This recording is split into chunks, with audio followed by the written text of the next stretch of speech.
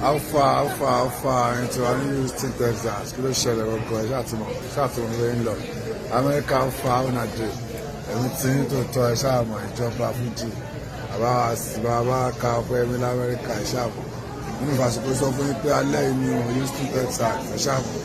Alẹ́ yìí ni a ti ń kúrò l'Atlanta báyìí o. Ẹ̀yà àti a ti ń kúrò l'Atlanta báyìí àti fẹ́ fèsì Houston.